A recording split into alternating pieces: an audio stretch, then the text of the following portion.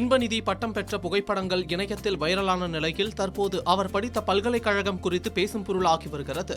இன்பநிதி இங்கிலாந்தில் உள்ள புகழ்மிக்க லீட்ஸ் பெக்கெட் பல்கலைக்கழகத்தில் விளையாட்டு மேம்பாட்டு தொடர்பான உயர்கல்வியை பயின்று பட்டம் பெற்றுள்ளார்.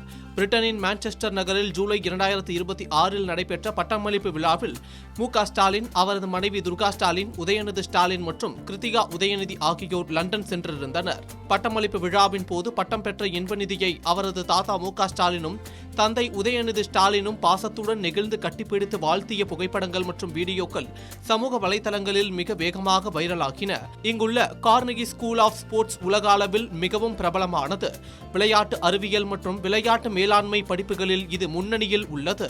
இங்கு வழங்கப்படும் மீடியா மற்றும் பிலிம் ஸ்டடீஸ் படிப்புகள் இங்கிலாந்தில் சிறந்த தரவரிசையில் உள்ளன. லீட்ஸ் ஸ்கூல் ஆஃப் ஆர்ட்ஸ் கட்டிடம் உலகத்தரம் வாய்ந்த தொழில்நுட்ப வசதிகளை கொண்டது.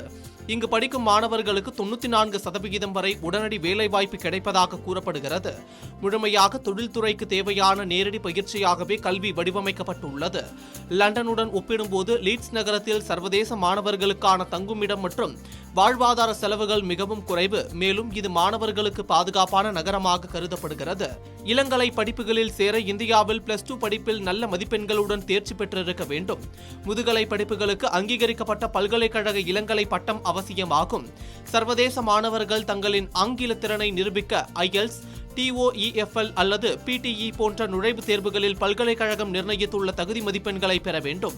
உதயநிதி ஸ்டாலின் முழுநேர அரசியலில் ஈடுபட்டு அமைச்சராக பொறுப்பேற்றதால் ரெட் ஜெயிண்ட் நிறுவனத்தின் பொறுப்புகளில் இருந்து அதிகாரப்பூர்வமாக விலகினார். அதன் தொடர்ச்சியாக அவரது மகனும் மு.க.ஸ்டாலினின் பேரனுமான Inban Udhayanidhi Red Giant Movies நிறுவனத்தின் புதிய தலைமை நிர்வாக அதிகாரியாக பொறுப்பேற்றுக் கொண்டார்.